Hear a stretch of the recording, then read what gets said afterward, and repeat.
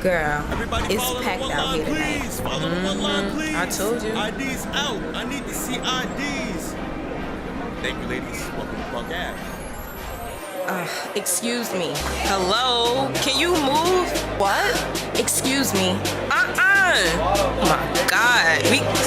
You ready to go? Girl, I've been ready.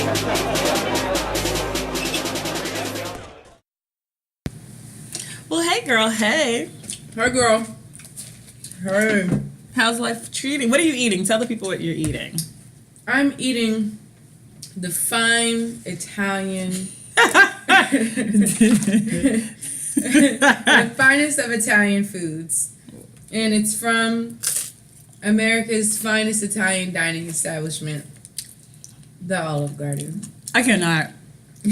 I'm eating a delicious, I ordered artichoke spinach dip. I was craving artichoke spinach dip.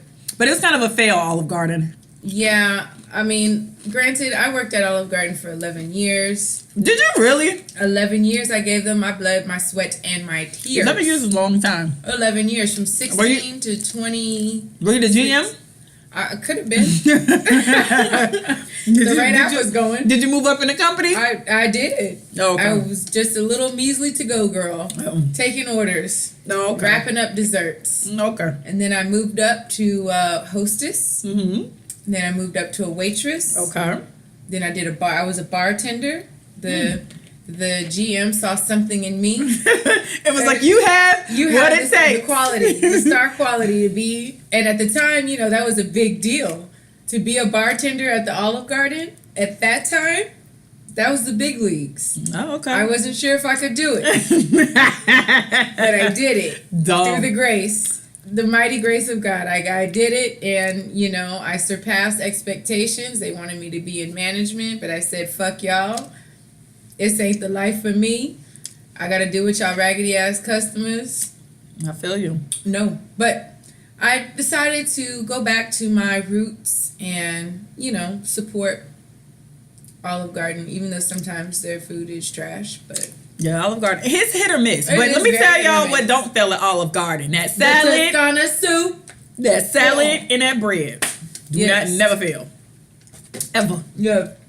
Toscana soup has never failed me. I'm eating it right now and it is delicious. It is, and they put extra kale in it just like I like it. It's amazing. Shout out to Olive Garden. So what's popping in your life this week? Oh, this is going to be a different episode. We're not going to actually recover from one specific thing. We're going to just have an episode called Random Rants, and we're going to recover from all the above. Basically, everything that gets on our nerves on a daily basis. Amen. So, but outside of that, what is cool in the city? Is there anything cool in the city, or are you chilling? Actually, no. I been going on okay, yes, there's something cool in the city, right? Mm-hmm. So I went on a date, and we went to, mind you, I have been to Herman Park millions of times, Mm-hmm. but I did not know there was a area that is like super, super garden. Like, I like being outside. I like doing outdoorsy shit like that. So the dude that I was with, he was like, let's go over here. So I was like, what is this? It's a Chinese garden. Shout out to the Parks and Recreation team for the city of Houston, because this park is fantastic. It's beautiful. It's got waterfalls. It's got fountains. It's got this big Chinese thing that you can stand under. So you was having one of those type of dates. Yeah. Like, why do birds suddenly appear? Yeah. Every walking. time. His hand over mine. Oh, you are near. Just like me. But yeah, it was really cute. So if anybody wants to go on a date, I would suggest go there, preferably like around when the sun goes down, because it's hot as hell. It was super hot, but I appreciated that because the gesture. Nobody's ever really taken me to a park. Did he pull a flower out of the garden and hand it to you? No, but we did sit and watch the ducks. Did y'all feed them? Were y'all like... No, because the big duck, the mom duck, she wouldn't have it. She went with that shit. She went with that shit. But, it was very cute and, very nice. And it was a good time. So I would suggest the Chinese Garden over there by Herman Park, you guys. Even just go by yourself. It's just like a nice namaste. Yes, and they have like these different sections and have all these flowers, and it's just so beautiful and peaceful.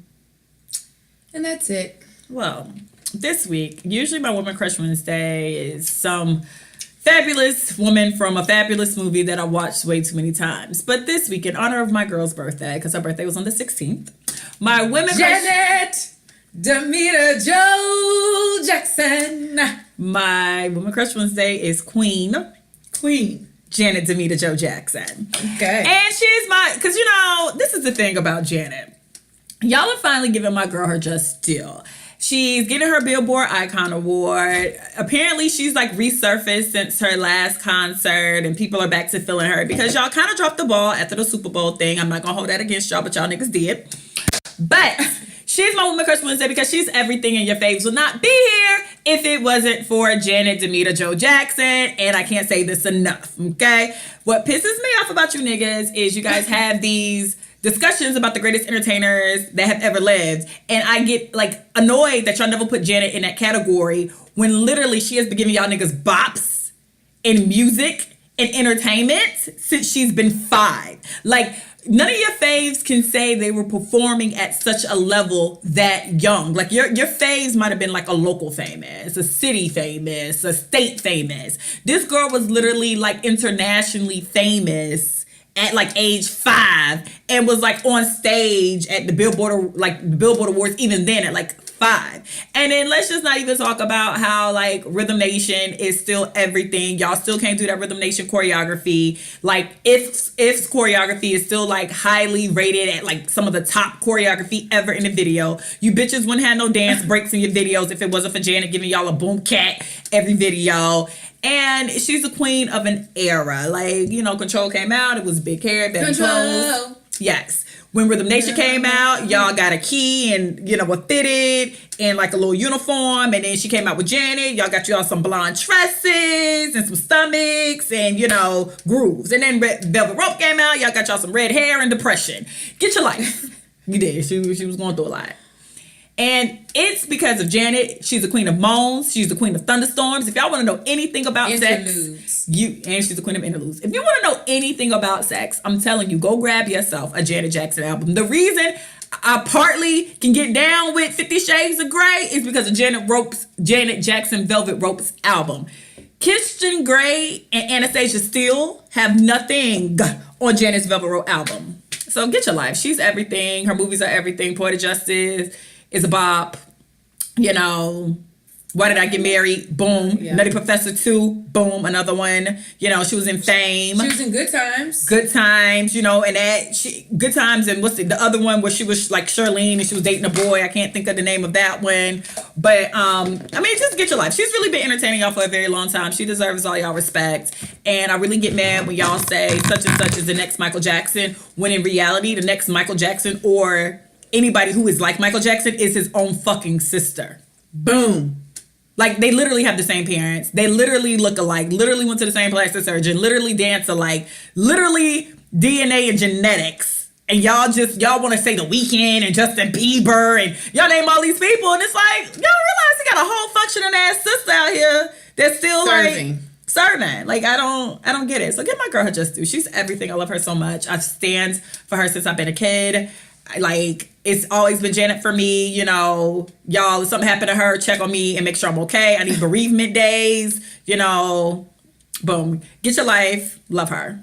So that's it. But anyway, so this week, we call it the Random Rants episode. So, if you got some shit to get off your chest, this is the time.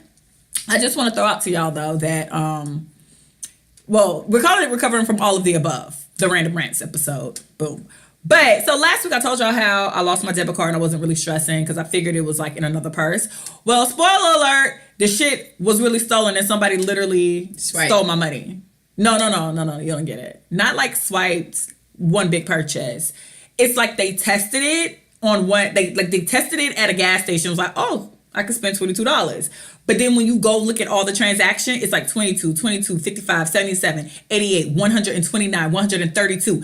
They started doing like a tour of gas stations and running up my motherfucking card. And literally like ran the card to like 2 cents. Damn. 2 cents. Ugh. So I had to cancel my card and deal with that bullshit. And like, they gave me like half my money back immediately, but then like the other half they made me like wait and fill out some paperwork for. But eventually I got everything back. But it was just like, y'all niggas are just so terrible. Like, I guess I don't have that in my spirit. If I see your debit card, I'm on my fucking business. If I'm like in a parking lot of a store and I see a debit card, I usually go to the store closest to the parking lot. If I see your purse in a grocery store or you left your cell phone in a cart, I go hand it to the people at customer service. I'm just not a shit person like that. And you people really are shit fucking people in the world. Karma's gonna come back. No, so then that's not even the worst of it. So I find out, I get my money back, and I was like, all right, I just need to open up a new account. I'm over this debit card. It's just, it was just way too much work to get my money back. Let me just go ahead and open up a Wells Fargo account. So I go to Wells Fargo to open up an account, and the guy says, oh, no, you already opened up an account. I'm like, no, I didn't. He was like, no, you opened up an account April 2nd. Damn. I was like, no, I didn't. And it was like, yeah, on Apopka Island. Apopka Island is actually a street in Orlando. So I was like, well, I know what Apopka Island is. That's in Orlando, Florida. I'm from Orlando, but I have not been to Orlando. Come to find out, somebody stole my whole fucking identity, opened up a Wells Fargo account and a Capital One card. And the only reason I found out about the Capital One card is I pulled my credit report and I seen it. And I was like, damn, I had a Capital One card like 10 years ago. Why is it still on here? Like, don't this shit drop off? Security was in your wallet? No. But the person who got that shit, that's some shit in Florida though. Because whoever had my license, whoever had my debit card here, this is Texas. So some other bootleg shit, somebody went through the mail, somebody found some envelopes, I don't know. But that was in Orlando. They opened up an account in Orlando, Florida. Not too far from where I live. Damn. So yeah, so I was just like, are you fucking kidding me right now? I'm like, people are such shit. And was trying to pay their credit card bill on that bitch. So yeah, so you people who steal identities and debit cards and IDs, I told you about like a month ago. Listen, at this point I need to throw my whole identity away. I ain't tell you how like last month. Yeah, like Ace Cash Express calls me. Yeah. Yes. Well, Ace Cash Express calls me and was like, hey, you left your license here. I was like, no, I didn't. And come to find out they let somebody cash a check under my license. So at this point, I just need to throw my whole identity away. I need to figure out how to get a new social security number. I need to buckle down and get a Texas license because I still have my Florida license. That number's trash at this point because apparently it's communal. So apparently it's communal. So if you want to buy something, you need to open up a line of credit. Call me. You can use my shit. Florida ID. So nice. Yeah. So damn. Fuck y'all. Y'all are trash. Damn. That sucks. I'm sorry for that. It does. And my other rant is about fellatio. Only because I had a conversation with a friend about sucking dick. And I realized like niggas are just so undeserving. They are. And y'all are... I'm going to say this the nicest way possible. Y'all are so undeserving, but then y'all like don't realize what it takes to give y'all head. Ugh. It's a lot of work. Your penis is in my mouth. I'm trying to breathe. I'm trying not to choke. I gotta like look at you and make eye contact and make sure my jaw's not don't lock up. I gotta make sure my jaw don't lock up. I have to make this look appetizing so I can't look like I'm in pain when you're like shoving your penis down my fucking throat. Do you realize that people choke? They have the audacity to fucking put their hand on your head? Yes! Like, don't touch your head! Don't touch my head, man! Listen, do y'all not understand that people like literally die with things lodged in their fucking throat? That is how you choke, and here you niggas go trying to force feed your big old penis in my fucking throat. Like, you niggas are just some of the worst and disrespectful people, and I cannot stand it. And then you niggas want to like make eye contact, and then after being down there, and see, this is the thing about head. I understand that 5 minutes of giving seems like 5 hours. 5 minutes of receiving seems like 5 seconds. I understand that. Right? I understand that from both ways. I've been both, right? So I'm not like, if a nigga wants to come up for air, I'm the type of person that's like, oh, okay, cool, he's done. Take a break. Yeah, you're good. Are we gonna have intercourse now? Do I need to flip over? Do I need to scoot to the edge of the bed? Are we trying to move some pillows around? I'm accommodating. I understand that even though in real life, not dudes. No, because I understand in real life, even though that really was 4 minutes, I understand that felt like a billion years to you. So I'm like, oh, okay, well, thank you, kind sir, for eating my box. What do you want to do next? That is me, not you ungrateful niggas. If somebody is down there and they're trying to come up for like air, why you stopped? Why you do that? Don't do that again. No, what man? What? No, man, just a little more, man. Like nigga. It's a lot. It's a lot. And then I gotta slob on your knob like corn on a cob. Do you not know spit is gross and I gotta make it look appetizing? This is I got a headache. Penises are ugly. Penises are like I don't care what nobody say. Penises are ugly. They are. And it's like, they're just so ugly and then they're just in your face and then niggas be trying to put their balls in your face. They're like shaking it. Yeah, they gotta hold your scrotum and it's just... I gotta like stroke your penis and hold your balls. Lick like, the gooch. Oh, and then when you have, oh my God, and if you are freaking like that and you lick the gooch, it's a very thin line between gooch and butt. Yeah.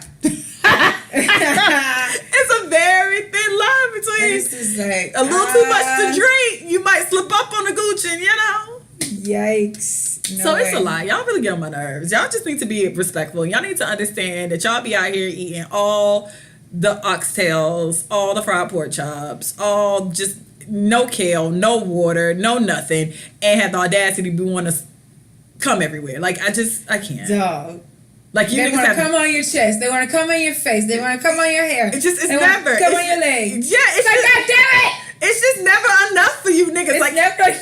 It's just never enough. Okay, I let you do this, but then you gotta take it a step forward the next time, and you gotta keep going. And you gotta keep going, and it's like let me come see. In your mouth. Yeah, let me swallow it. Don't swallow it. Spit it back out. Gargle it, and then swallow it. Y'all niggas are just so. It's so stressful sucking y'all dick.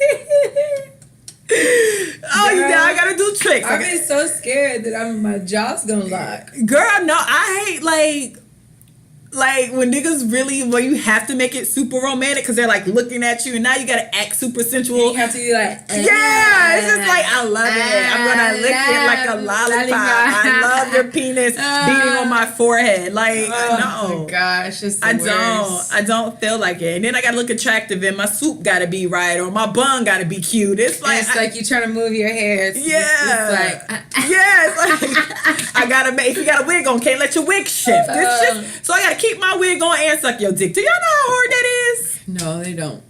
They don't appreciate it. And y'all and you niggas just for the life of me just don't want to drink no type of water. Just not trying to eat some kale. Don't want no spinach.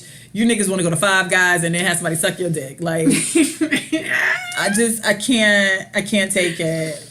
Oh my gosh. I hate my life. That's the worst. It is. What is a rant I want to rant on? I have a rant.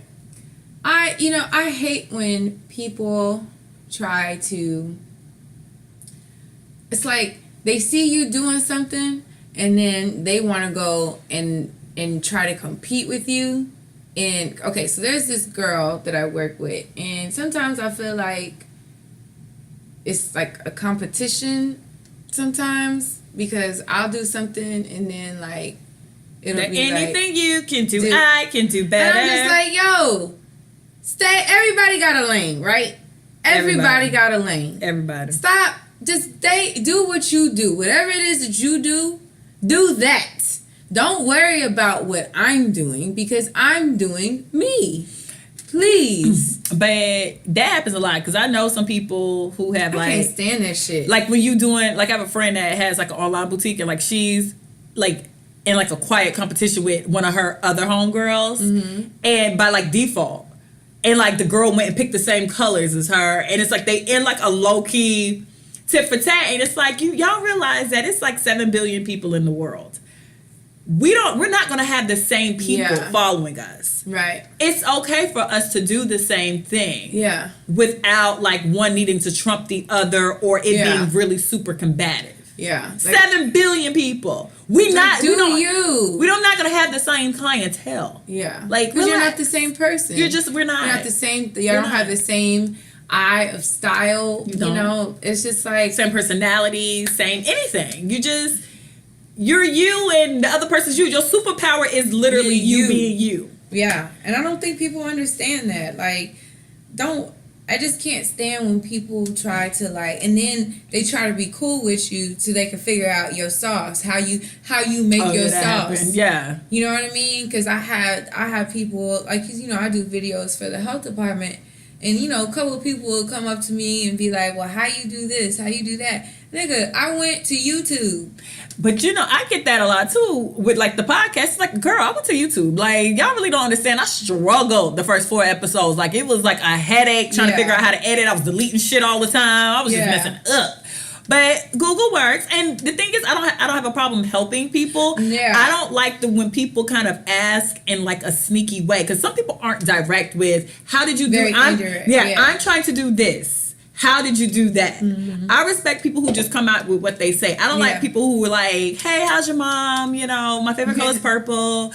Oh, is that an app you use? Or it's like they're like trying to grease you up. Yep. Like they need to get this information about intelligence. And it's like, nigga, this ain't no government intelligence. Yeah, you can go read that. You can read it online. Yes. It is available. It's so available. And like, I don't like, because people get catty about just stuff like Instagram boutiques. And I remember when I started the podcast, I remember somebody told me another podcast, and I was telling my mom, because I'm like, well, maybe I shouldn't do it. And my mom was like, did somebody say that when CBS and NBC and ABC started? Did somebody say that when it came to The View, The Talk, The Real, Sister Circle? She was like, everybody has a variation of something. You just need your own clientele. So it's like, we don't have to be competitive. And you can just be honest about your intentions. Don't act like you juicing me. Don't act like you're getting over on me. Right. By the way you ask for information. Right. Just show your hand, nigga. Like, I don't give a fuck. I don't know. That's kind of what I've been seeing lately is, motherfuckers, they see what you're doing, they see you popping, and then all of a sudden, oh, now you want to shoot video too. Oh, all right. Okay, but that's what you was doing earlier. Niggas, Now you want to high five too. All right. Bet. Yeah, it's okay. And what else? Like, well, I guess with videos, I don't like when it comes to like social media. Mm-hmm. Have you ever like really like looked at the Shade Room's comments? I think I look at the comments more than I actually do. I can't really look at their comments. Like, I think some of y'all are just some of the most ignorant ass people on the face of earth. And really, truth be told, I hate to say this because I feel like I'm like sounding old, but you 2000 people and you kids born in like the late 90s are just terrible tyrants. Like the word washed up. Whooping. Yeah, that cancel culture, that washed up culture, like how it'd be something that's so obvious. And then it's like, I don't get it. And it's like, no, but it says it like right there. And your comment is totally, she explained it in this long paragraph. She explained it. And then here you go talking shit. But she just answered the question what the fuck? Or like, I seen somebody talking about like they said Janet was washed up. They said Pepper from Salt and Pepper was washed up. And they said Toni Braxton was a one-hit wonder. I was like offended. Like first, you don't even know you are just spewing out things. Just because you only know Unbreak My Heart does not make her a one-hit wonder. Like for real. And just because you weren't born in an era of Salt and Pepper doesn't make Pepper washed up. Legends can't be washed up. Like go look at their history. They can't be washed up. And they quit before they like decline. You know how like some people like stay and it's just like, oh damn, they need to chill out.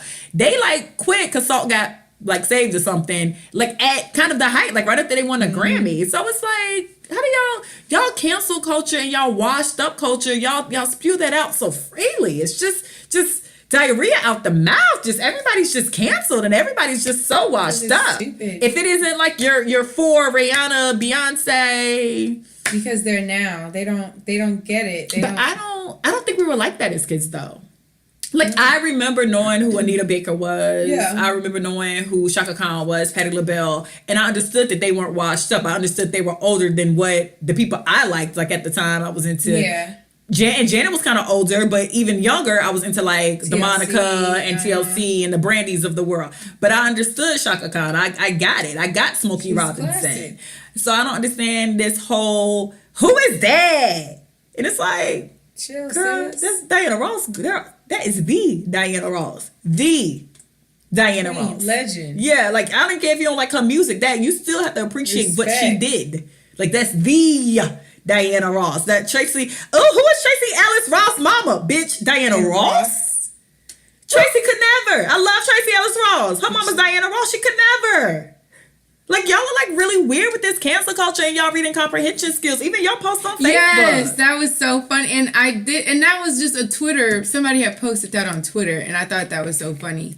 So I just copied and pasted it to my Facebook. And it's just like the comments, it's like people really just don't read. But reading comprehension is like an issue. Because I don't know about y'all, but like in Florida, we did something called the FCAT. And you probably took the FCAT every 3 to 4 years. And about the time I got to my senior year of high school, FCAT was mandatory. If you didn't pass both parts of FCAT, at the time it was just English and math. But now I think they have science. But if you didn't pass English and math, you couldn't graduate high school regardless of what your GPA was. Damn. So the week we took FCAT, I had the flu, so I couldn't even take it. And so they shut down the school, like they take off where the bell won't ring, and they like literally changed the whole school for this test because it's a really, really big deal. So I was sick. I couldn't take the test. So I took the test on the retake time. And the retake time, school back to normal. So I'm like taking the test and people running down the hallway screaming my name because they knew I was in the classroom taking the FCAT because, you know, they're terrible and it's high school. And they're like, EB! Like, you know, Ebony! Yeah. And they just like running through the hallway being, you know, terrible tyrants. And so like I was rushing through my FCAT test because I wanted to get back and like the function. Like I wanted to be in the hallway. I wanted to be at lunch with the regular people. Right. I wanted to be nosy. I thought I was missing a lot. Yeah. It's high school. So I hurry up and take the FCAT. Results come. Everybody's getting their results. And like, I passed. But I ain't really never had no problem with reading comprehension and reading to begin with. And, you know, math was fine. Yeah. I passed. But I knew a lot of people who had like 4.0s and 3.7s and 3.6 who literally failed the reading comprehension. And that was like the first time I realized that people really can read, but don't know what they're reading. Yeah. And that showed on your post. Yeah. What was the post? I had put... She posted this on Facebook. Right. I read it and got immediately what she said. I think I might have liked it and moved on. Later, it popped back up and I started reading the comments. And the comments were like, congratulations. I had a 4.0 too. Yeah, like congratulations, girl. Like, you know, anybody can do anything through Christ. And it's like, man, she's saying she lying. Like, y'all didn't. Oh, no. So I put people will be surprised when I tell them I have a 4.0 GPA while working 2 jobs and a social life. I mean, anything is possible when you lie. And people like commented as if I got like 50 plus likes, and then people were commenting, congratulations, keep up the good work. Yeah, people literally commented as if she didn't say she was lying. It's like, oh, people really do read to a point and then cut their brain off, or people read but don't comprehend what they're reading, and then she doubled back and shamed their asses and was like, what you said? I put, y'all know I'm lying, right? Yeah, so she basically... If y'all read correctly, I'm lying. Yeah, so she went ahead and shamed them, and then I had to put that reading comprehension is real, and y'all really be failing at reading comprehension. That's why sometimes I have to stay, especially IG. Twitter's not as bad. Twitter has gotten worse since when I first got on Twitter, but Twitter isn't as bad as like the Shade Room or Ball Alerts comment section. Y'all motherfuckers are slow. And I knew we just don't relate. Yeah. At all. No, people just don't pay attention. I don't think people care enough to think beyond. People want the punchline in the viral comment. Mm-hmm. So it's like some stuff you saying to be funny, but it's like it's not funny because she answered that shit or he answered that shit. Yeah. And some stuff y'all just be sounding pure fucking ignorant, and I can't deal. True. That's why at this point somebody created a page, like a celebrity page with celebrity gossip, and they had like an age requirement, and that shit was 25 plus or like 30 plus. I would like join it in a minute. Because I need people who know who Diana Ross is. I need people who understand Salt and Pepper are legends. I need respect the legends. Yeah, I need people like that. I need people who don't be like, she old. And it's like, but everyone's going to get old. We're going to be saying this about Beyonce and Rihanna in a few years. Like Beyonce's 36. Yeah, like everybody's getting, we get older. That's life. Like Lil' Kim is old. No, but were you here during Lil' Kim's prime? Did you listen to her? Did you not know? Not tonight? Did you not know that all the celebrity stylists dressed her ass, and Lil' Kim ain't nothing but 4'11"? That's like unheard of in a world where back in the day you had to be damn near 6 feet to even get attention by a designer when you really had to be a size 0. When them niggas was out here starving themselves and snorting cocaine for real, y'all don't remember them days. Y'all don't remember that. Y'all don't remember were that. born in 2007. Yeah, y'all don't remember that. Y'all came in an era. And even some of them was like Destiny's Child. I'm like, whoa. Need to get out of this. You gotta go. We gotta get out of this thread. And then if you didn't know Destiny's Child had Michelle before Michelle, we can't be friends. You know, The Writings on the Wall was everything. That's actually my favorite Destiny's Child album. Is The Writings on the Wall. I like. What was the last one? Destiny Fulfilled. Destiny Fulfilled was cute. Writings on the Wall will always be my fave. I like that. It's so good. Bills, so good. So good, so good, so good. Bugaboo. I know you hate it, but Bugaboo was everything to me. Yes. Leave her, I'll leave him. Let's pack our bags. Don't say a word. Where's that one? The day you jumped me Yup, I told Mike to pick me up. I told him you was bugging and I don't like to fuss. Yes. Beyonce. Beyonce was giving them niggas the business. Beyonce was out here letting them niggas know that she was Beyonce. Even then. Hilarious. But yeah, so you guys are terrible tyrants. Did you watch Jada Pinkerson's show, The Red Table Talk?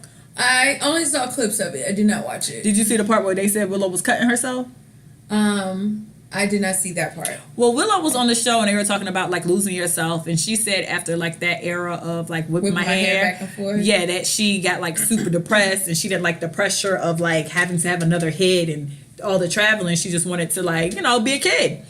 So she said she went through a really dark space and she started like cutting her wrist, like slicing slicing her wrist. And so like Jada was like shocked, but not like overly like you're in trouble. She was kind of like, oh, I didn't know you cut yourself. And then like they kind of had a conversation about her cutting herself. So I was reading like the comments and people were like, how don't you know your children cut yourself? And oh my God, you guys are bad parents. And what does she have to be depressed about? And I'm like, how dumb are y'all? Y'all kids really be doing a whole bunch of shit that y'all have no idea. And like cutting yourself is not unheard of. Yeah. Like for real. It's depression really is not a joke. And it's not limited to people that don't have a lot of money. Or like, yeah, you can have a 2-parent home and loving parents, but that's something within you. Depression is within you. Like that is something. Sometimes it's your circumstances, and sometimes it's just how you react to certain things. And so people were saying like she's too rich to be depressed. She has nothing to be depressed about. So y'all are just like terrible tyrants across the board. And you know, depression it has nothing to do with black, white, size 2, size 18, you know, popular, unpopular. It's open for everybody. I had depression. I went through depression. I sometimes battle with it. Like I'll have moments where like I'll have depressive episodes where like I don't want to do anything or talk to anybody. More so like when I was younger. Now I just have anxiety attacks, and when my anxiety hits, I just go take a nap. I do too. I go to sleep in a minute. If I get overwhelmed, I just go to bed. Yeah. And that's anything. If I get overwhelmed with something I'm supposed to be work, let me go to sleep. I'm tired. Seriously, like I think trying to figure out a way to deal with that, because I don't like medication. I don't want to be all doped up on this crazy shit that they prescribe. Well, go see a therapist. I have seen a therapist, but I think I went to the wrong one. Well, they say that when I went to go see a therapist, my mom said it's like trial and error. You got to find a therapist that's like that works for you, because not all therapists are conducive to how you are. Yeah, because I went to one and she was like a Christian counselor. Oh no, I need mine to have.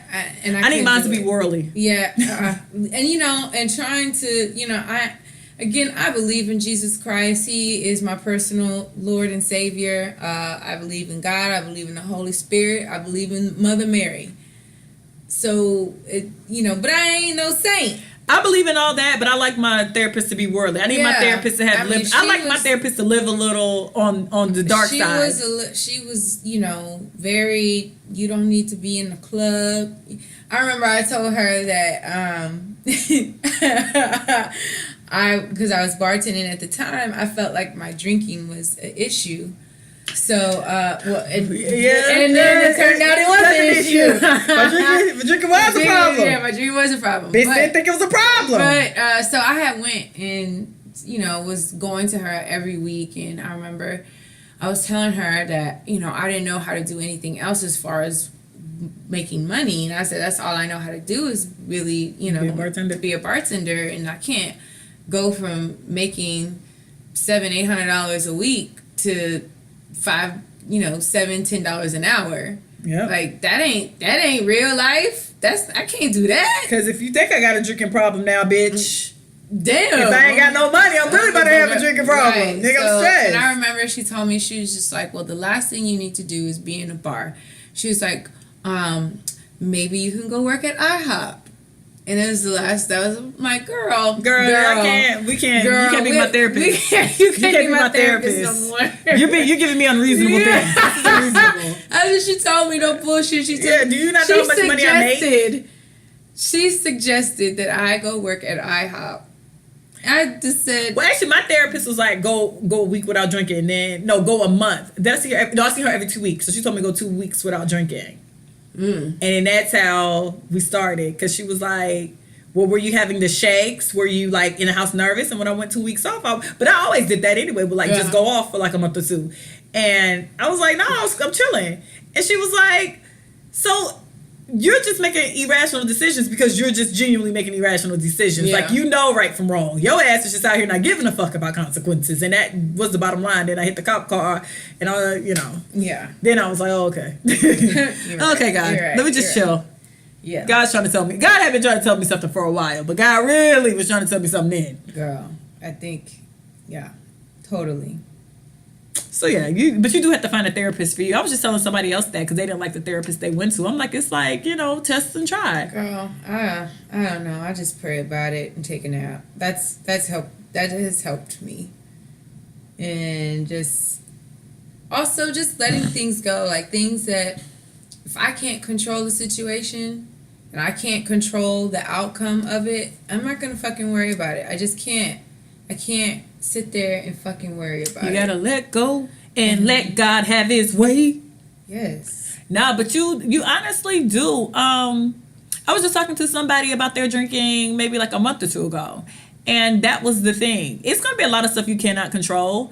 But it's a lot of stuff you won't control, right? You can't control death to an extent when it's just like a random death in your family. You can't control if your boss walks into your office and decides that you no longer work there. Mm-hmm. You can't because, the economy be fucked up and they do be firing people who really do or laying off people who really have been giving their all to their job and the work and the company. You can't control other people's actions. You genuinely can control how you react to stuff.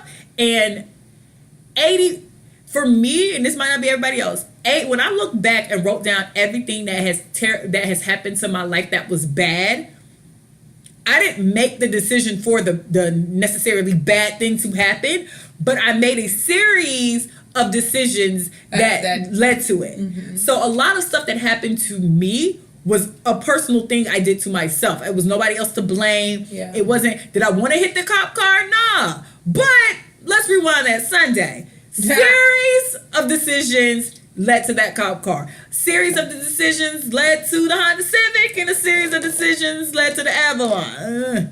I had moments, or anything like even in college. Do I regret putting a pause on the people I have put pause on? No.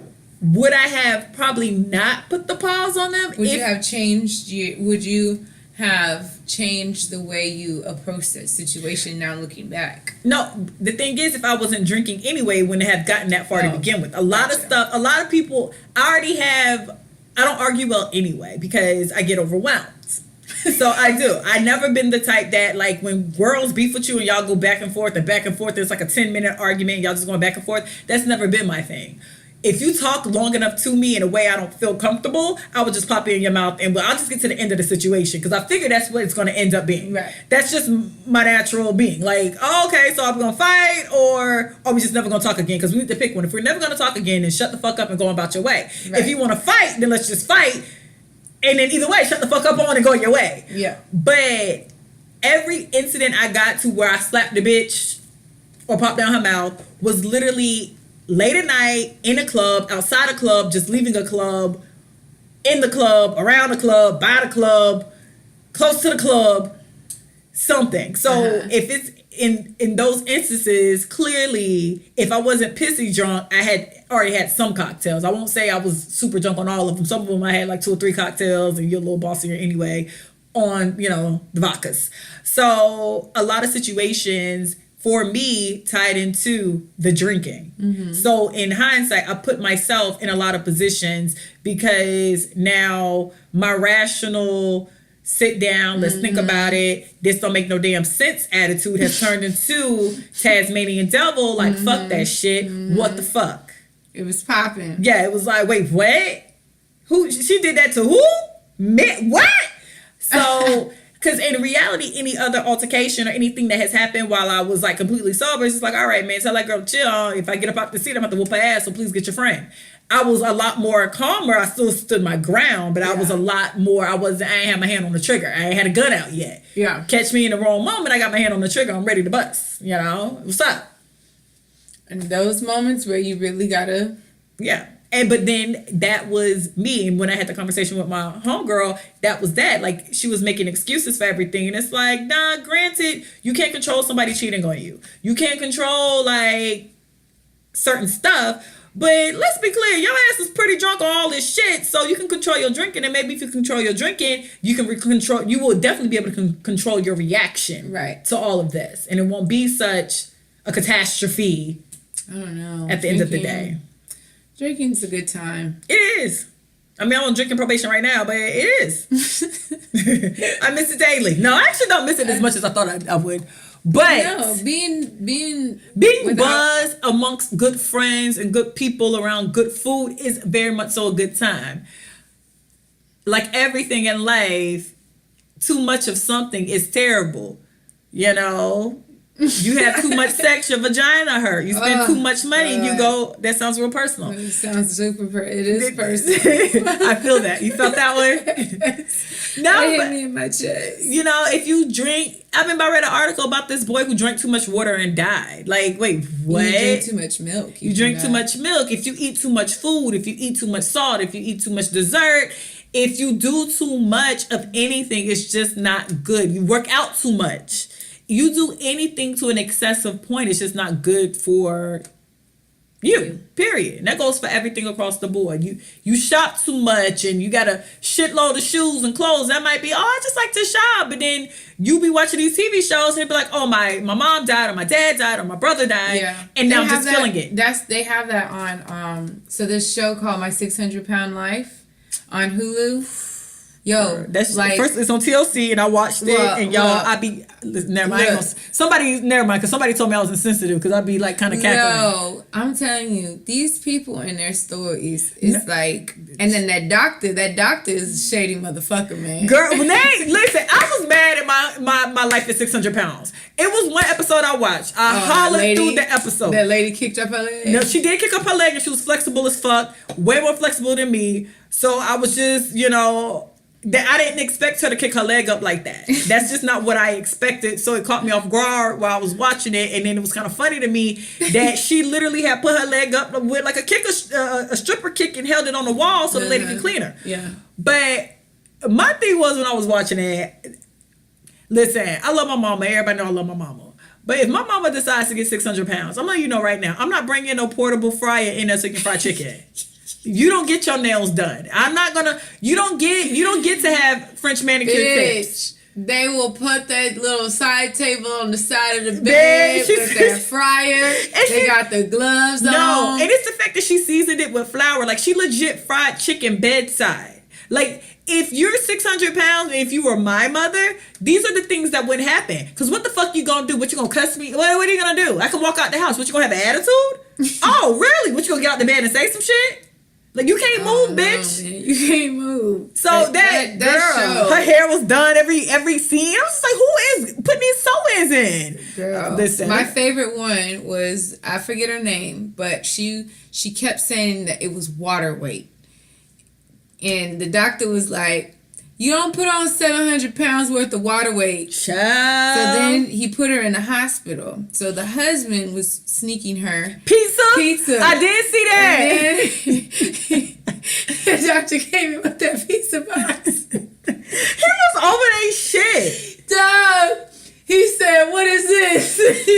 over and their she shit. said it was him, my husband. He said, y'all gonna put a pizza box in another room? Like the nurses ain't see y'all eat this pizza? No, I'm gonna tell you what took me down on that episode. He went to I don't know if it was that episode or another one because I watched them back to back. It was a lady and her husband had to wash her. And I guess he wasn't washing her sufficiently enough for her. Mm-hmm. So she was like, wash me like you wash yourself. You be in the shower for 2 hours. And it's like, you have the audacity to be mad when he gotta clean your big ass. Like, what the fuck is wrong with you?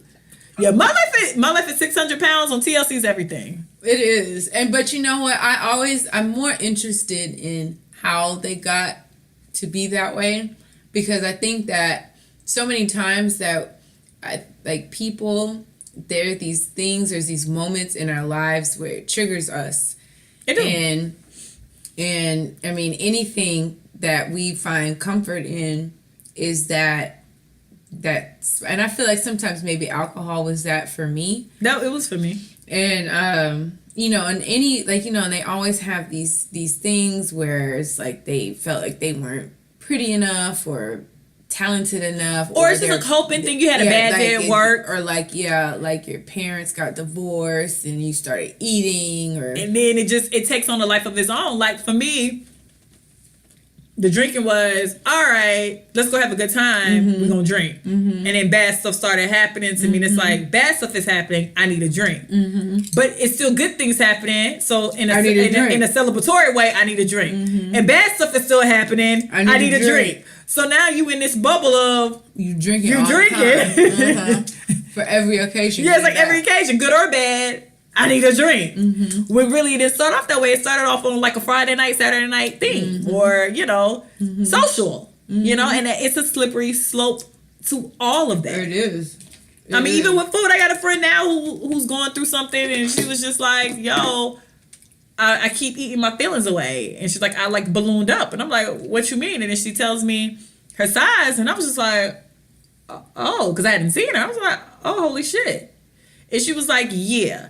And then it was her thing. That's her thing. And because she's not able, her old habits where she would work out and go into a place of solace, but solitude. But now, when you have kids, you can't just close yourself off to the world. So then food became the thing. Mm-hmm. So that happens with people. So if you start seeing that within yourself, and it could be anything too. It could be working out. Yeah. It could be sex. That's excessive. Yeah, anything that's excessive. It could be if you need dick all the time, like Oprah need bread, you might have an issue. Now, granted, some dick is fine, but a whole lot, and it's like if Mike can't give it to you, go to George. Yeah. Hey, girl. You got it. But I think it's also important that people look into why they do what they do. And a lot of times people, I feel like, are on autopilot, and they just go through these phases and these moods and whatever, and they don't actually check themselves and say, are you okay? Am I okay? But people don't. Am I okay? What am I feeling? You go through one painful moment or one anxiety attack to another in life because we're conditioned to get through and move on. You have to get to the next day. You have to do the next thing. You have to keep going. Yeah. So because we're in a space where we feel like we have to go, you don't have time to check in with yourself. I got to go to work.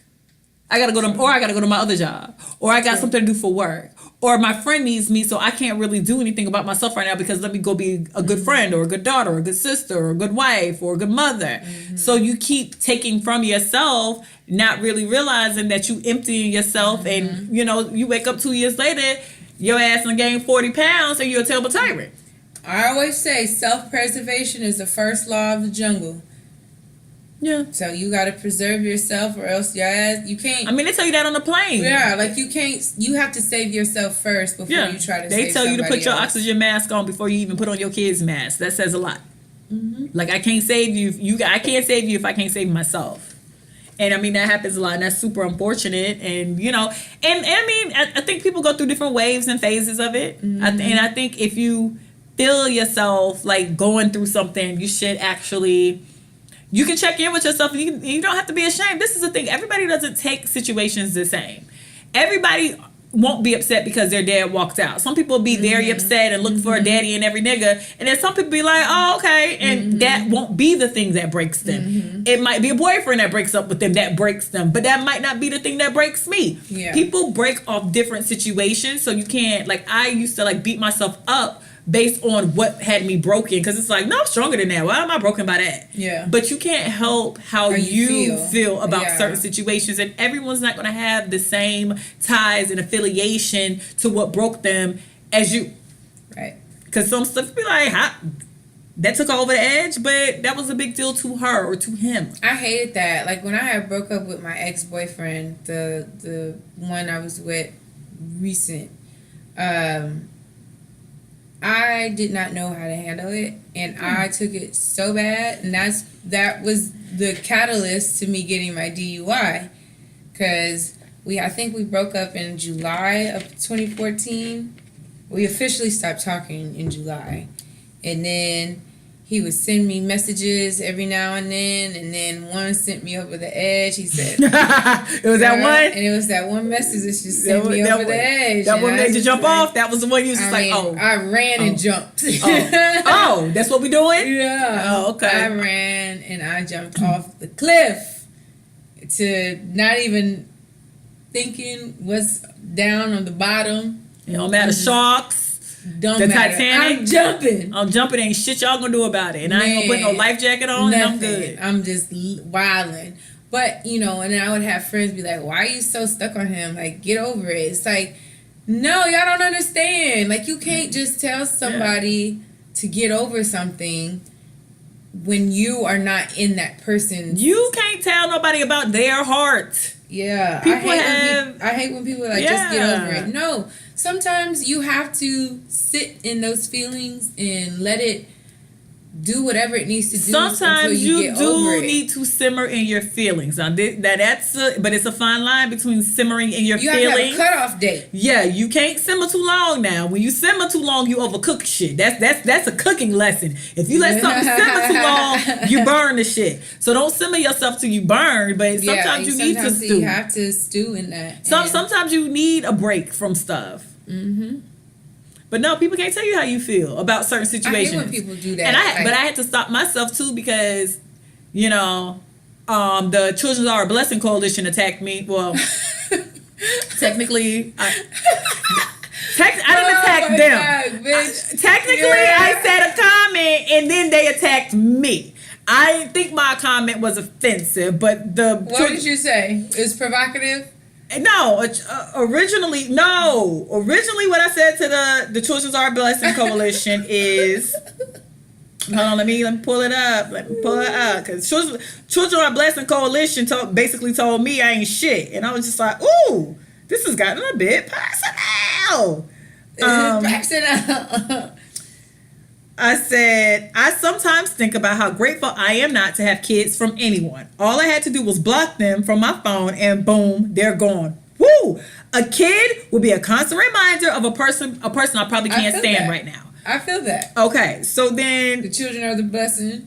So this is the thing. Babies are a blessing section of social media isn't everybody who says babies are a blessing, because I wholeheartedly do believe babies are a blessing. I do think that comment more so came from like a family that couldn't have kids and then end up pregnant, and then somebody said babies are a blessing, and then you motherfuckers took it too far. I wholeheartedly do believe that. I don't believe every child that has been conceived is thought of as a blessing. A blessing. It is more so a consequence of not using birth control, not using Plan B, not using a condom, not pulling out, whatever your thing is. Yeah. I don't necessarily, and y'all not gonna make me feel no different about that, because if you're a parent and your 13-year-old daughter comes home talk about she pregnant by some 22-year-old, your first reaction isn't going to be like, oh well, babies are a blessing. Babies are a blessing. I'm so happy God chose you. You're not going to say that. If you get raped behind an alley outside a fucking club and you pop up pregnant, the first thing you're not going to say is, babies are a blessing. God wanted me to birth this baby. So no, that wasn't a part of the plan. That's not it. Like sometimes just babies are a consequence. And I wholeheartedly will stand by that, and I believe it. I wholeheartedly stand by the fact that I'm very happy I'm nobody's baby mama from my past. I lost my virginity in 2004. So from 2004 to 2018, I have a couple of ex-boyfriends that are great fathers. Have you ever been pregnant? No. I have a couple of I've had a scare before, but no, I haven't been like pregnant. I got a couple of people from my past that are really good fathers. I see them on Instagram all the time. They love their kids. I knew they would make good fathers. However, our relationship didn't work out. So I'm very happy that I don't have to be in a connection with a child with this person. I could just, see you from a distance and mind my business. That's me. So after I said that I'm happy, I doubled back and said the babies are a blessing section of social media can be draining. We get it. Having kids is the best decision you made.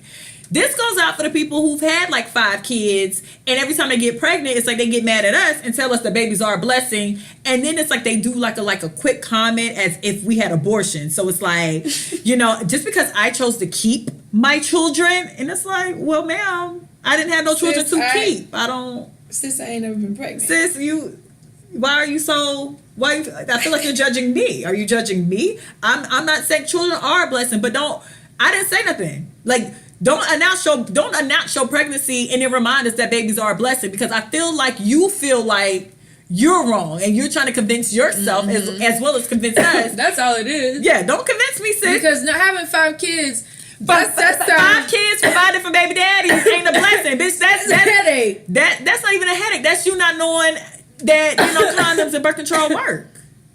That's a consequence, bitch. That's a choice. 5 babies, 5 different daddies. So then I double back and said, the babies are a blessing section always intrigued me because 80% are filled with baby mamas, and they say having my baby was the best decision I made. That always made me feel like they assume non-children having people had abortions versus them just taking precautions to not get preggers.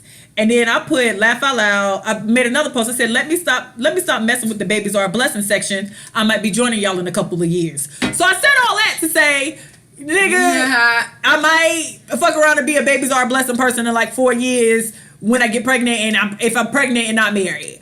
So then I had like the babies are a blessing section come in and basically tell me that, I need to, because I need to live a little, and 20 years from now, I'm going to look back at my Facebook post and be embarrassed by what I said. And I was like, I'm not embarrassed by nothing I said. I'm dead. First, I'm just not one of them people. So if I do get pregnant, I'm not going to be one of if I got pregnant and I wasn't married, which is completely fine, do y'all, but I wouldn't beat it over everybody's head trying to tell y'all my baby is a blessing. I would just be the type of nigga that be like, oh, I'm knocked up by such and such, we about to have a baby. I'm just one of them people, though.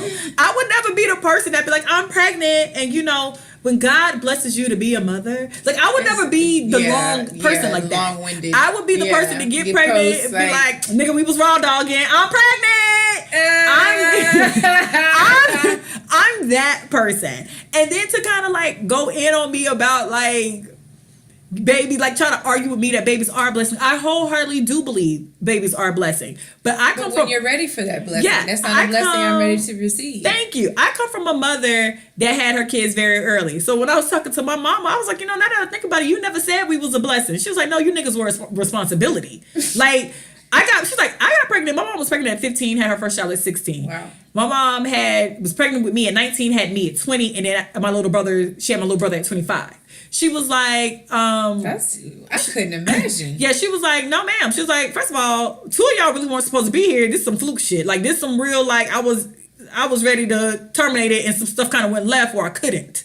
She was like, so for me, y'all weren't like this blessing. Who would say at 15 being pregnant is a blessing? Who at 19 in college would say being pregnant right now is a blessing? It wasn't. It ended up being a responsibility I had. She was like, now granted, I know y'all now, so you guys are blessings. But the original y'all first came out, I didn't know y'all niggas. Yeah, before I knew y'all what? Y'all know. She's like, but like, after like watching y'all grow, of course now. And she's like, but then blessings are based on the people who want them. She was like, y'all made me a better person, but I was already a responsible person. I already was a person who probably was going to end up in corporate America. She was like, so I guess you guys gave me more of like a center and a ground. She was like, but that doesn't happen to everybody. People have babies and are terrible parents or terrible mothers. So are the kids a blessing? Yeah. All the time. It's 1 billion kids in foster care. So if children are a blessing, then why they over here though? And then y'all really think people who get abortions are just people who are 16 and pregnant, or people who are in college, or promiscuous women, or you guys think abortions aren't people who've been married and been married for years and already have kids and realize that they're pregnant and don't want the child now. Like, oh, this ain't a blessing we need right now because we can't afford the 2 we have. Yeah. I know plenty of people who've done that. And then went on to have more kids like a few years later. Like, oh, this ain't a good time. Get an abortion suit. Yeah. And then 4 years later, here comes little, Reese popping out. I mean, I had an abortion. I wasn't... Your baby wasn't no blessing? I ain't saying that. Every babies are a blessing. Your baby wasn't a blessing for you though. No, it was not. It wasn't a blessing for me. That was not the right time. It's who the person is. Babies are a blessing based on who the fuck you are. Yeah, like nah. My baby. I feel like it was a boy. My baby boy had to go back where he came from. And he just didn't have to wait. That's not funny. It is. But it's not funny. It's not. It's what you said. My baby boy had to go back. I love you. I'm sorry. I'm sorry. And before I went and got my abortion, we watched Madagascar, and I said, I'm sorry, baby. I'm sorry, but Mama ain't. Ain't fit to be a parent. I can't. And some people, because they were like, well, if you have your baby, things will work out. I'm like, that's not true. That's a 50-50 chance that you're taking with yourself in a life. Now, granted, I do believe if you wholeheartedly want to take care of your child, God will make a way. I agree with that. A lot of times y'all really don't want to take care of y'all child. Y'all be leaving y'all child, everywhere but at your house. So, babies are a blessing based on your personal situation, based on your stuff. I just do not believe that everybody who gets pregnant thinks this is a great idea. No. That's not true. Nope. And so the babies matter of fact, where the real mamas at? That'll speak that truth. My mama's like, y'all was like my best friend Jen, she'll always say, it's fucking hard. This shit is ridiculous. Yeah. I have one kid crying, another kid's on the titty. Like, I can't do shit. No, and that's the thing. Granted, and I do wholeheartedly believe that children are our future, teach them well, and let them lead the way. I'm with you, Whitney. I get it. But, y'all, and I'm not talking about everybody who says babies are blessings or terrible tyrants. I'm talking about the people who on baby daddy number 4 and then who announces their pregnancy with a whole paragraph dedicated to children being a blessing. Like, I just seen some girl basically sell out people who ever had an abortion or ever put their kids up for adoption. She had 8 kids in the back. That bitch looked nothing but 30. She got literally 6 kids. You pregnant with another one, and then you kind of selling out on people who had abortions, but I don't believe in abortions. Well, bitch, you... Obviously. Well, it's like, girl, keep playing. You're going to come out with more than just a baby girl. Relax. Shit. So, no, but that's, like I said, that is me. So then they got mad and was like, you basically saying I sound ridiculous because I'm happy I don't have no kids from niggas I'm not with no more. Nigga, I'm not with them niggas. And why would I want to have kids with somebody? I don't want to know them niggas now. I'm happy we don't know each other right now like that. And then the thing, and that's why me and my mom were talking, because my mom has good relationships with her other baby daddies, but me and my dad and her, my dad and her don't talk. And I was like, in reality, if I was not here, that nigga would be a forgotten nigga. Mm-hmm. For real. I said, I think about a forgotten nigga, and I am here. So imagine if I was not here. It would be a done deal. It would just be some nigga you knew 20, 30 years ago. And you probably don't even remember him. And in all honesty, it'll be like a blimp in your mind. But I'm here. So now I say, if something happens to me, he gonna pop up out the woodworks. If y'all y'all gotta bury me, he gonna pop up at the woodworks. If something happens to him and his side of the family, guess what happens? I still know his side of the family. I will go to the funeral, which means I'm gonna make you go with me. It's still a connection. If I had a baby, y'all are now grandparents. Yeah. I get married, y'all now gonna be here for a bride. So it's like, I'm happy I don't have to have an entire life with people who really was a blip in a situation a lot of times. So, dodge bullets. Girl, dodge that more than that. Yeah.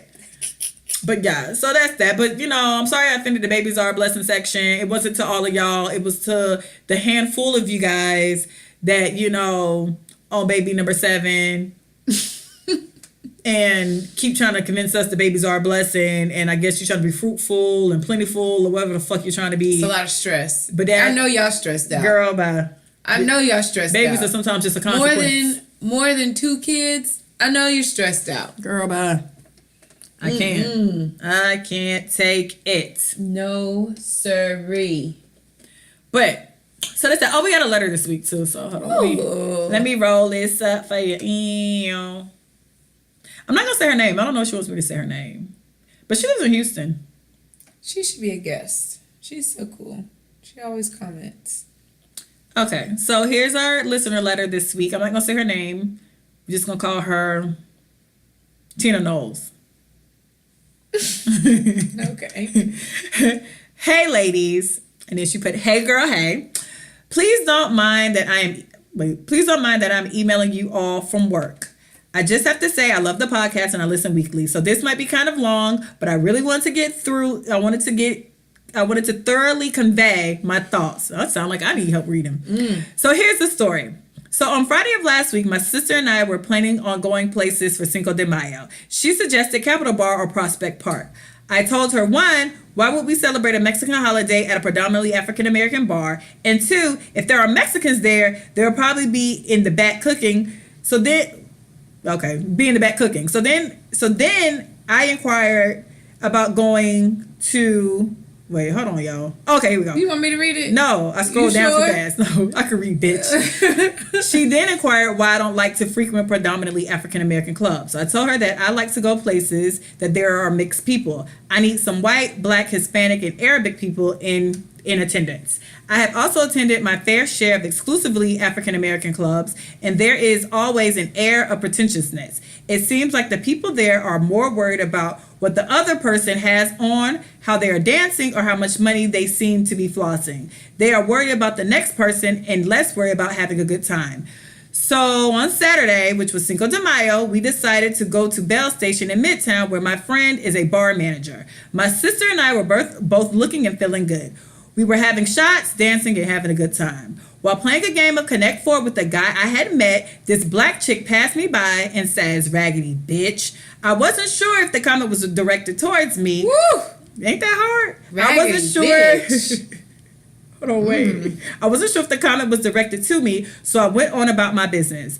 As the lady passed me, she mugged the hell out of me. So obviously the comment was directed at me, but I didn't know who this lady was. I didn't know her friends, or anyone in the area. If I were sober, I would normally say what, bitch? But I was going off a couple of shots and I didn't want to embarrass my friend. I thought the best thing I could do is have an even better time. I danced harder, I laughed louder. Like 5 minutes later, the chick fiercely stormed out of the bar. My question is... Good for you. My question is, why would a person feel so pressed about a total stranger enough to cuss them out? I feel like hating on strangers takes too much energy, and in 2018, I'm preserving my energy for things that matter. Yes, girl. I wanted a discussion on this because I see it happen so often in African-American community. Women would rather hate than congratulate. When I used to work at a busy restaurant on Saturday nights, I used to see African-American women exchange disapproving and judgmental looks at one another. We can't just lift each other up. Love, Tina Knowles. Girl, let me tell you something. I'll tell you why that this situation is plaguing the women of color community. I think it's because a lot of times, and I don't even want to say it's just within black people, black women. I think a lot of times people see other people and they have something that they maybe perhaps are lacking, and instead of working on themselves, they hate that they see it in you, and they want that, but they can't be that, so they hate. And that's just the bottom line, because if you are comfortable with you, there's no reason for me to be mean to, especially a complete stranger. Like, that just shows me that person was probably insecure and just a jealous bitch. I don't think that. What you think? She was playing Connect Four with some guy. 9 times out of 10, that girl and that guy knew each other, and she probably wasn't necessarily mad at that girl. She probably, her and that nigga probably was beefing. But she took it out on the girl. That happens though. If you drunk and some shit going left and you probably young, that shit happen. I had that shit happen to me in Tallahassee. Me and my boyfriend at the time was beefing. I would never forget it. We go to this club. And usually he pays for everybody to get in. And this night it's like raining outside. He stands next to like the bouncer, won't go in. So everybody's waiting for him to go in because he's like the cool kid. So I'm like, oh, because I already know we beefing. So I know what he doing. So I was just like, oh, I got y'all asses. So I paid out going to the club. I'm talking to this guy I knew from like 10 years ago when I was like a kid. They finally walk into the club. He sees me talking to the guy and feels away because we're beefing anyway. Yeah. So he was like, oh, I got you, bitch. He goes and starts talking to this chick the whole entire night. Not like for 5 minutes, not for like, a song or two, not for a dance break. Why not get mad at the boy? I didn't get mad at the girl, but when I went to go grab him, she was a pawn and caught up in. You get caught in it because I'm having a problem with him. So if I need to make a point to him, you're now just a pawn. You're easy access. You're collateral damage. You ain't got no problem with you. And granted, if I see you tomorrow, I won't even know who you are. But at this very second, at 1:03 a.m. in Floyd's, after a few Long Island iced teas, and this nigga's trying me in front of everybody, you're collateral damage, and I do not give a fuck. And she was collateral damage. So some stuff like that, you just gotta let ride. So her calling you a raggedy bitch, I mean, terrible, but then you need to know who the fuck. I had a homegirl who used to get pissy drunk and used to get mad at her spouse every time we were in a club. Never fails, every time. And like some stuff you just gotta realize when you're dealing with just drunk fucking crazy people, you need to let their ass roll. Because sometimes it really just be that. It just be some shit that really genuinely has nothing to do with you. Mm-hmm. But the height of the club and the adrenaline of the club and then the liquor being involved takes things to like a certain space that doesn't have to be. And so I think in this instance, it was more so, I think the girl who called her a raggedy bitch had something going on with the dude, and she was trying to make a point to the dude, but you just got caught in the rapture of love. And that happens. That happens more often than not. I agree. Now the thing about like black communities and black girls being terrible to party with, I like to call myself an international partier. I party with all cultures, people, ages. Yo también. I love everything. I love hood rat clubs. I love bougie people. I love everything. I love white clubs. I love wearing my sneakers and chucks and cutoff shorts. I like when I gotta put on heels and a freakum dress. I love a good club and party. Good party. I realized that it was an era of about 2 years, a year and a half, where every time I went to the club, I ended up in bullshit. And I was blaming the club. I was blaming the girls. I was blaming everybody else that was in the club on why I was always getting kicked out. Like I was notorious of getting kicked out of club because I always was in some shit at a club. Never failed. It was me. And I'm not saying this, like, sometimes you need to look within yourself. I don't know if Tina Knowles has had this problem before, but for me, when it was just like every time I went to the club, some shit went left, it was me. Because it's like, how's everybody I'm with having a good time? I'm always the one in some bullshit. It was me. So sometimes you carry that type of energy to the club and attract certain stuff. When I got the monkey off my back, I don't have them issues in the club no more. Girl, just sage yourself. Yeah, I don't beef with nobody. I got a homegirl still now. Like every time she disappears for 5 seconds, you'll see some commotion going on in the club. And it's like, well, who are you arguing with? Like, girl, like, come sit up here. And then I have a homegirl that no matter where we go, she has a great time. Everyone loves her. She's the life of a party. Everybody wants to be her best friends. So sometimes it's like, your attitude being asserted and you don't even know it. Yeah. So sometimes you got to check yourself as well. And I don't really pay attention to what other people doing in the club. I've had a very good time with black people. I mean, white people are, now one thing I can say when I used to party with white people in Orlando, they very much so, when you catch them in the bathroom, like want to be your best friend and tell you all their business and buy you a shot and fix your dress and fix your hair and ask you where you got your shoes from. White people are very much so nicer though. I went to, what is it? It's wine country. And it was, I felt like I was the only black person there. But I don't understand why white people, like when they see a black person, they act like this the first time they've ever seen a black person. And it's just so funny to me because they're like, oh my God, you're so cool. I love your hair. I love your hair. And they're going to buy you a drink. You want a drink? Get her a shot. Get her a shot. Let's take shots. What are you drinking? And you're like, Bitch, I'll take a Don Julio and a Corona. Yeah, and I do get my drinks from the white kids all the time. But yeah, white people, they're fun to hang out with. Do you think, but see, we bartended before. Do you think black clubs have more of a hating ass spirit? Yes. It's a show. Everybody wants to be the top dog. Everybody wants to be seen. Everybody wants to be bottle popping. You know, like a white club or like a mixed club. It's more about just having fun and dancing.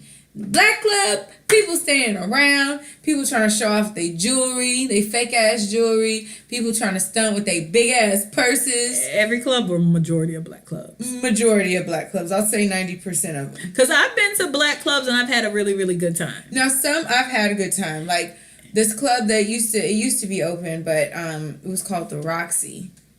That was a great time. People danced.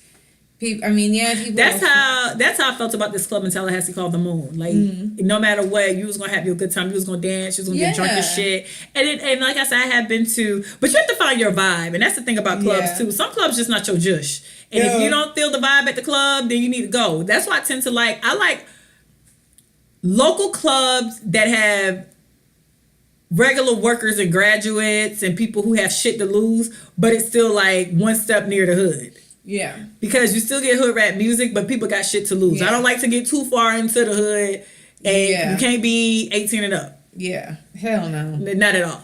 But I do think, let me see, bartend. I think it depends. Like, because I bartended, I've seen it where it's like some girls really are like really super extra. Yes. And it's just like, bitch, I'm just trying to get a drink. Like, can you just relax your mind? So I think for me, I go out of my way to be super nice to people in the club because there are people who, if you just need to say excuse me to get a napkin, oh my God, they acting like it's the end of the world. Yeah, like I got to what? Can you just, man? First of all, you're blocking the fucking bar. You shouldn't be posted up here anyway because people need to drink. With your big ass bag. And if y'all sit y'all bag in the middle of the bar one more motherfucking time, like somebody give a shit about your Michael Kors. Or your Louis Vuitton Speedy bag. Yeah. Don't nobody care. Like, can you chill? But no, I do think people do like to floss. I mean, I guess too, and it might be a social media thing because it's been a while since I partied in like a white club, but social media makes it even worse because people want to Snapchat every fucking thing. Ugh. So it's like you can't have real genuine moments. Shady, like sweaty, back that ass up, you know, 2000 fun. Hair is, the roots is curled. Yeah, curling up. You gotta fix your wig. You don't have that type of fun no more because everybody want to hit the angle. You know, everybody want to make sure their pictures look good. But you know, I think, and maybe too in white clubs and mixed clubs, I'm not a regular. So there might be like subcultures and subgroups, and there might be pretentious people. But I feel like every time I go to like mixed clubs and white clubs, I feel like I'm visiting. So much fun. Yeah, and because I feel like I'm visiting though. Yeah. I'm not like immersed in their culture. Now, if I'm going to D bar every Sunday, I felt like it was a lot of hating ass bitches, but I was a part of that culture and I knew people by name and face and I knew who was messing with who. Yeah. So sometimes that be the thing too when you like frequent places. True. Because, because D-Bar is really the only place that I really frequented. Yeah, but I think it could be 50-50. Like I said, sometimes it's the energy you have and the energy around you. Like I said, it was used to be like a group of 4 or 5 of us that went out. One of them was guaranteed to get into a fight, like guarantee. Like she was guaranteed to start some shit. 2 of them was gonna have a good time regardless. Like I don't care if the place was on fire, they was gonna find a silver lining, and they're gonna say the roof. Yeah, the roof. They was gonna find like the silver lining of the place being on fire, and it was gonna be a good time. You know. So sometimes I don't ever go out with that. Like if I go out, I want to go out to have fun. I want to dance with this. I want to pop. I want to lock and drop. I used to hang with this chick. And every time we went out, like, if we standing somewhere, you know how sometimes people are looking at you, but sometimes people aren't necessarily looking at you. They're looking past you. Yeah. And what the fuck that bitch looking at? And then, like, the bitch is like, what the fuck, bitch? And then, like, a fight. It's like, ma'am, girl, relax. Like, or, like, she always had, like, anytime people talk, like, she was that person at the bar where you'd be like, excuse me, can you? And she'd be like, wait. It was just like, that's what I'm going out with her behind that shit. It was just like, how do you manage to be so nasty to everybody? Like, relax your fucking mind, bitch. That's awful. Yeah. So, I mean, I think you get both. Yeah. But now I just focus.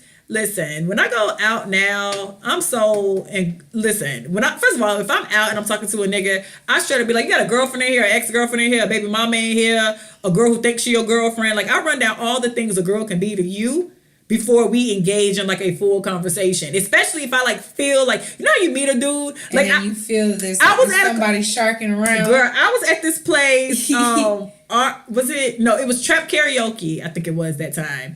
And it was this guy next to me, and we ended up just like vibing, but he was like standing next to me. Mm-hmm. So clearly the girl that was with him was like his friend, but she had a crush on him, and I could tell immediately like they weren't together because he was openly like in my face. Yeah. But she kept making a point to be like, you want another drink? You want this? And like she kept like interrupting our conversation, and she kept bringing him more drinks, and like me and him chatting, and like he trying to dance on me, and she just like wedging like she wedged herself in between me and him so she could stand closer to him. So then finally they knew some other people like in like the VIP section, so she was so happy to get the fuck away from me because this nigga was like all in my face the whole night. But like with situations like that, I was like, yo, I don't really feel comfortable talking to you because I don't want to have to beat up your friend. Mm-hmm. Like, can you get your guard dog down? Because that ain't got nothing to do with me. Like, I think your friend likes you. Nah, she don't like me. That's my homegirl. I'm like, no, I think your friend likes you, and I don't really feel comfortable talking to you. Like, so I straight up be like that with niggas. Do you have a girlfriend in here? Yeah. Nah, I don't think we should talk because this is a chick. I don't know. She seemed. I always be like, you slept with her? I don't want them. I'm just chilling, sis. Girl, I'm really just trying to get this free drink. I really want to drink. I'm still a bitch that's still gonna love a free drink. Yeah. I don't care how much money I make. I don't care how old I get. You tell me free drinks are involved, I'm there. I'm there. Sis, I'm just here for the drinks. So, yeah. So, Tito knows. I don't know which is your issue. For me, I brought a bit of negativity to the club back in my heyday when I used to be a real clubber. And then sometimes you just gotta ignore dumb hoes, cause her saying raggedy bitch, I really don't think it was against you. I really think it's against that jealousy. nigga. It's jealous that he tried to make her jealous, and he did what he came to do. And unfortunately, you were the casualty. You were the person that he used to make this other person jealous. And that happens more often than none. That happens a lot.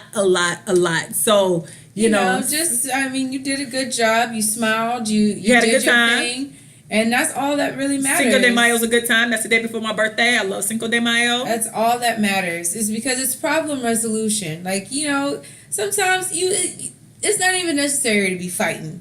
You can't fight all the goddamn time. At this point, it's not even necessary to have drama with people you don't know. Yeah, all that back and forth with strangers, with stranger dangers. It's unnecessary. So you handled it. Yeah, you handled pretty properly, impeccably. And honestly, when it comes to black clubs, you really have to find your zhush in black clubs. Like I said, I have a preference of the type of black people I like to hang with, and the type of I like bougie enough black people that listen to hood rap music still. You have to find spaces that suit you. Just like even if you go down here in Houston, I don't know how many people aren't from Houston that listen to this, but like here in Houston, it was Emancipation now? Mm-hmm. Emancipation has about 5 or 6 bars at its height. It was like 5 or 6. Mm-hmm. Out of the 5 or 6, I really preferred 2. Mm-hmm. Point blank. They had the type of people I like. They played the type of music I like. It was a safe space. So you have to literally find your energy, and you need to know your energy, and then find a club that matches your energy. True. And I mean, because different clubs have different energies. Point blank. Do. I used to work at D-Bar in 3rd Ward. When I got home, I had to sage myself because I felt like all those energies were following me. Like all those crazy... But my best, I think since I moved to Houston, the best space for me was Libra Lounge. I knew everybody in Libra Lounge. I was cool. I like Libra Lounge. If I was getting plaster face, people take me home. Libra Lounge was just a different vibe. That was my I liked everything about it. But you have to find a space but even in Libra Lounge, because I bartended there, you'll get like, I used to call them basketball wives. These girls used to come in and because I'm bartending, it's like, can I get A Moscato? Yeah. A white Zinfandel? Can I get a Moscato with a shot of Ciroc peach? I'm like, as ghetto as Ciroc is, bitch. And can you put cherries in there? Yeah, bitch. Can you put cherries in there? Bitch, you just, girl, I'm triggered. I almost just snapped. I'm triggered. My soul is triggered. Me out like, bitch, I ain't got no more cherries. Girl, I almost just cussed you out about what they call Marciano. How do you pronounce? Oh my You God. triggered me. For a second, I was just triggered. And girl, I'm triggered. Girl, I need to. But they do that. But like, those are probably the women that this girl is talking about who be in a club like, ew, gross. They sit at the bar with their big ass purses and their acrylic nails. They It's don't. French manicure. Yeah, they don't get their life to nothing. Like They say, what is on happy hour? They ask you what's on happy hour first. They do. And then they always there with some nigga that's paying for the drinks. Or if they're not there with a nigga who's paying for the drinks, they end up meeting somebody who will pay for all their drinks. And then the guy would be like, get him. Yeah. I'll take another glass. Can you give me a different glass? Yeah, this one's dirty. Bitch, from you? This is you, girl. This all you. Now, those hoes did get on my nerves. But with that being said, if I see hoes like that in the club now, I don't even say, listen, I was 2 steps away from somebody in a minute. I do not mind. Like, I carve out my little space, but once my space gets, like, infiltrated by people who I don't like their vibe, I will move on along in the club. I don't care. My ass would fuck around and just leave. Oh, yeah, I don't play that shit no more. I have no my be there for 10, 15 minutes. Be like, you know what? My ridiculous days are gone. But and then 2, now because I'm sober Susie, my patience for drunk people is super low. Because you gotta let drunk people need a pass. Granted, I understand that being drunk is not an excuse. However, once you're in a space where alcohol is involved, it's not an excuse, but it's just a lot of shit you're gonna have to let fly. Yeah. And then the club is one of them places. Woo, I remember when I was working in the club sober. That was the hardest. That's trying times. That was trying times. Trying times. I tell you, having to explain to people. Because the Ciroc Moscato crew will take you over the edge. The Ciroc Moscato crew will take you right over someplace you don't need to be. I mean, having to explain shit. And Lord, don't give Ciroc Moscato crew some shit that's not in a wine glass or a champagne glass. Or a plastic cup. What? Oh, bitch, I don't have somebody wait. Oh, bitch, you're going to be here all day waiting on Tomas to get the glasses to clean them. Because I'm not doing it. I'm not I don't care if the glass is right there. I'm not cleaning it for you. You take this plastic cup and you go on. So yeah, now that is true now, but then that's a small sector of being in a black club. So I would suggest that, Tina knows. Your life, man. Don't worry about it. And if find you a vibe. Just find you ignore stupid people, because people are just dumb. People are dumb, and then sometimes I feel like people are so miserable within their lives that when they go out, they just want to pop off to see what they can do to get people riled up. Or I think people do want to shit on you because it makes them feel better. It's just like you little kid. Because see, I'm one of the people here in Houston, I'm not going to lie to you. The majority of the places I go, I frequent, don't ask for stilettos pumps in a club. They ask for some sneakers and some cutoff shorts. And that's because ain't nobody worth a damn in there anyway. And it's like these little hole in the walls in Third Ward. Nope. So to me, you being extra dressed looks stupid to me. But because you're extra dressed, you immediately think you're more valuable because you decided to have your stilettos pumps in the club with your bag that, is overrated at this point. So, I just stay away from, if I feel your spirit and your vibe and it ain't for me, I go on about my way. Yeah. And unfortunately, sometimes drunk people just be drunk people, and you gotta just ignore them and keep it moving. Yeah. For your sanity. And keep dancing. Keep on dancing. Keep popping. Keep out here, girl, because they stay popping. Laugh. You did exactly right. I agree. And the fact that she stormed out and she did not know you lets me know that she was bothered by you. She wasn't bothered by you. She was bothered by that nigga not coming to her aid or falling into whatever drama they had going on. I don't necessarily think that situation was directly to you. No. I think that situation was directly to that nigga. And when she ran up and said whatever she said, she expected him that was his cue to get his ass up and stop playing. Apparently he didn't get his ass up and stop playing, so that was enough to send her over the edge. Like, you know what, let me go, because this nigga trying it. Or it could be that when she made that comment to her, she expected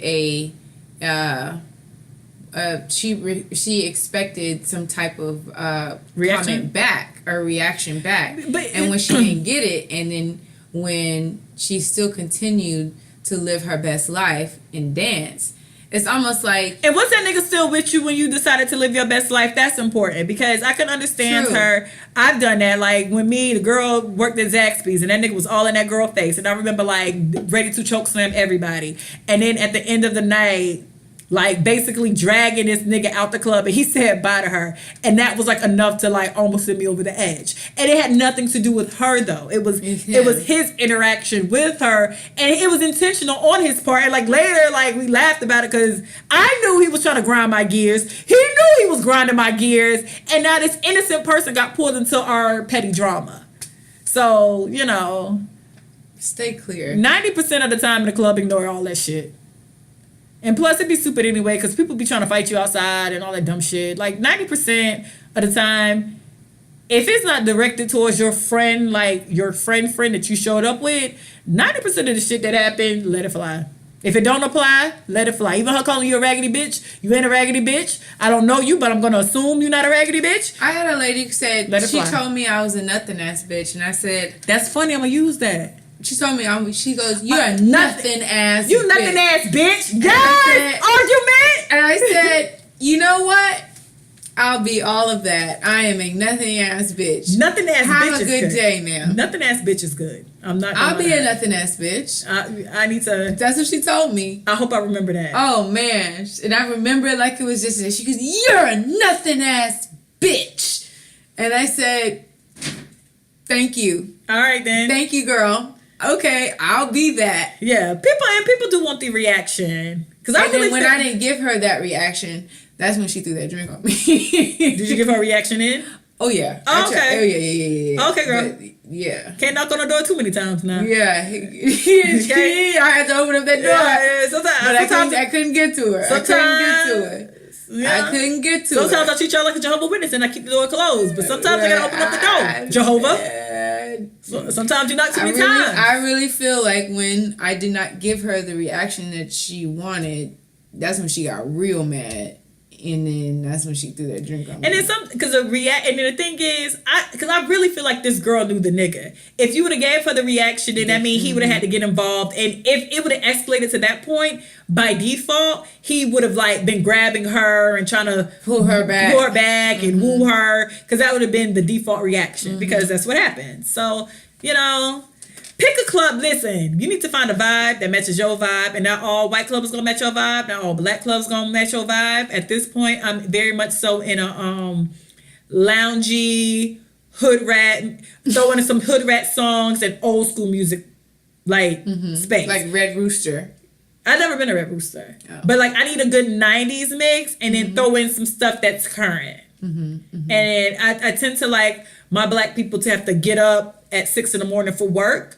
So, you know, they're not gonna be at the club long. We have a 401k, and you know, you can't really lose, you know, the shit you got going on in your real life. Those are the people I hang out with. Because then, you know, like Carrington's is a place that niggas ain't got shit to lose at. I can't party where people ain't got shit to lose at. They don't bring out the best in me. Their attitudes aren't compatible with my attitude. Right. And then sometimes they go low and then I go lower. Because that's my personality. It's complete conflict. Yeah, so sometimes you can't be in those type of spaces. So, you know, find a vibe that matches your vibe, and then understand that, you know, drunk people are just fucking ridiculous. Do your thing. Keep dancing, girl. And don't give nobody no reaction. If somebody calls you a bum bitch, a broke bitch, a nothing ass bitch. I'm telling you, this bitch straight up called me. I didn't even like a nothing ass. What is that? That is actually mean? really good. You got her number? I wanna. Did you have any other words that I need to take up? She just said nothing ass bitch. You nothing ass bitch. Like, what does that mean? Nothing on what level? And I love it. Spiritually, emotionally. What is nothing? I have no ass. I love it when people are like, "Oh, you a broke bitch." I don't fuck with broke bitches. Okay, number one, what is considered broke? I mean, I pay my bills. How much is in your savings account? Yeah, let's define broke. What is broke? $0 in your account, but you got a whole bunch of bags. Like you got a whole bunch of, or is it like $300 in your account? You got $500 in your purse. Is it $100 in debt through student loan? $100,000 in debt through student loans? Like what is a broke? What is a broke bitch? I don't know, cause bitch, my life ain't cheap at all, bitch. My life.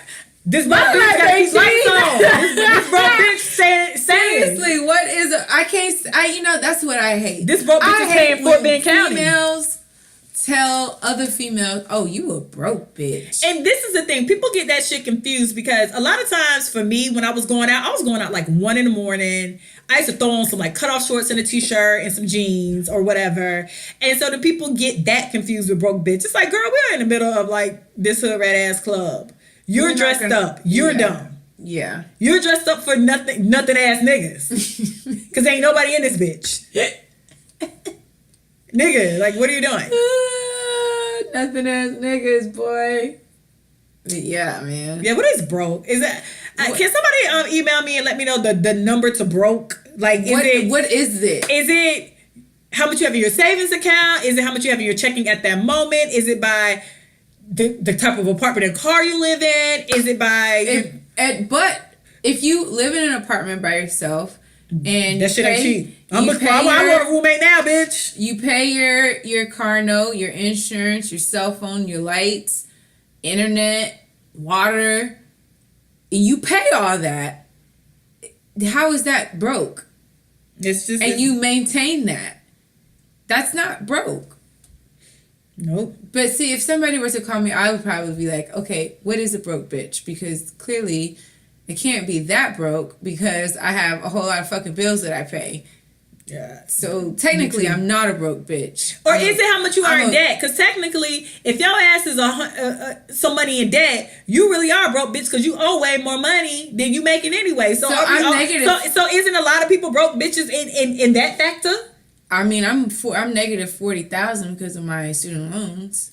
Whew, I'm negative more than that. Oh yeah. Well, it's actually technically 37. Shout out Sally Mae. Sally Mae, if you choose to just... Or Navien, because y'all done changed a lot of that shit to Navien. I pulled my credit report. I see you bitches with a new name. You ain't slick. You ain't slick. But yes, live your life. Live your life. And shout out to you, girl. I see you be in the comment section. I do like you. I didn't know if you want me to tell your name, but you know you wrote this letter, so you know who I'm talking to. I didn't know. She wouldn't want... Well, I didn't want to do that, maybe. I don't know. You know, people ain't open with telling their business like me and you. Only me and you talking about chlamydia and abortions every fucking week. only me and you doing shit like that. That's just me and you, girl.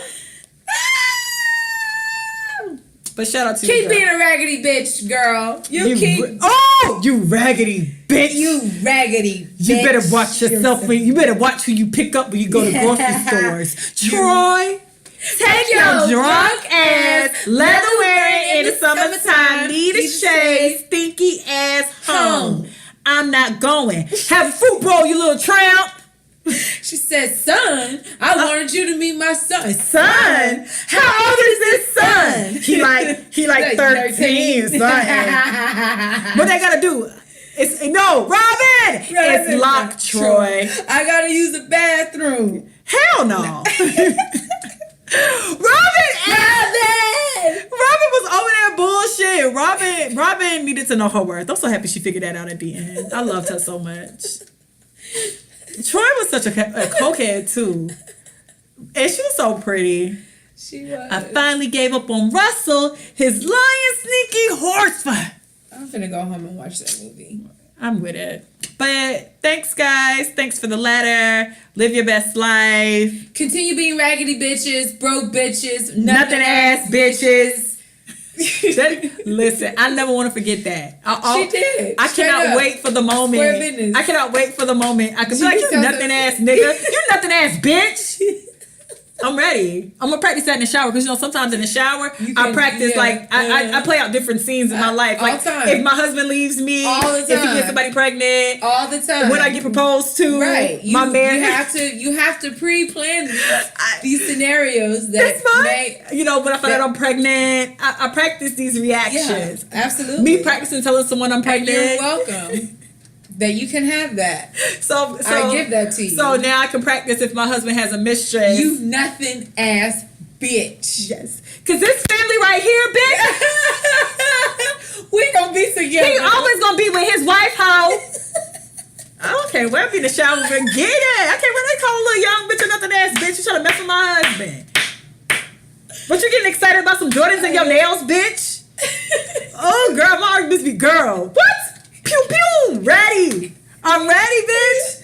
When I get proposed to. Y'all knew? I'm ready. Ready. Girl. Ready to pop Babe, off. I got something to tell you. I'm pregnant. Practice. Ready. Ready. I'm ready. It's ready. I practice queued life. up. I practice life. I practice life in the shower. I practice life too. Ooh. But you know what I practice the most? Is like when I feel like sometimes like when people think they can talk shit to you and then you come back with all types of like crazy used to say bunch of what I crazy hate shit. is when I have already been in a disagreement and then I And get then you real go- savvy Yeah. like later. Be like, damn, I should have said that. Yeah. Yeah, I practice a lot. in the shower. I always think like, damn, if I told somebody half the shit that I'm thinking, they probably think that I'm a lunatic. Girl, but Cause I'd be like, I'm gonna put your ass under a mattress. wait, please don't say that.